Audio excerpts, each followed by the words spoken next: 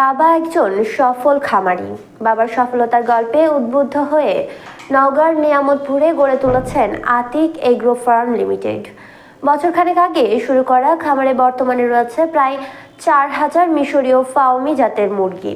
বর্তমানে মুরগিগুলো ডিম দেওয়া শুরু করায় সফলতার মুখ দেখবেন বলে আশা করছেন ফার্মের পরিচালক আতিক হাসান। তিনি বলেন, চাঁপাইনবাবগঞ্জ জেলার রহনপুরে বাড়ি হলেও নিয়ামতপুর উপজেলার ধানসুরা কবরস্থান সংলগ্ন 53 শতক জায়গা লিজ নিয়ে ফার্মটি গড়ে তুলি। এখানে 3 জন শ্রমিক নিয়মিত কাজ করে চলেছেন। শ্রমিকরা বলছেন, তাদের মজুরি ভালো হওয়ায় পরিবার চালানো সহজ হয়েছে।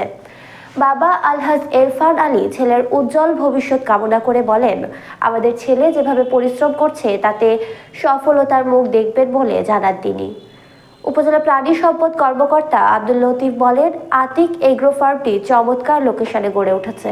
তাদের সমস্যাগুলো সমাধানের জন্য সহযোগিতা করা হচ্ছে।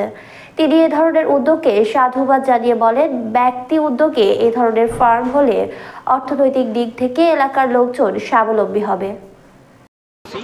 আমার এখানে সব মিলায় আল্লাহর মধ্যে ভালোই আছে।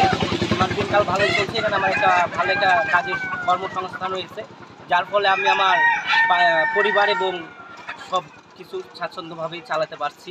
এবং এখানে আমি সামনে আরও থাকার মতো চিন্তাভাবনা আছে। আমাদের যেই ফার্মটি আছে এখান থেকে আমরা ইনশাল্লাহ অবশ্যই লাভবান হব। লাভবান হওয়ার ক্ষেত্রে আমাদের আরও একটু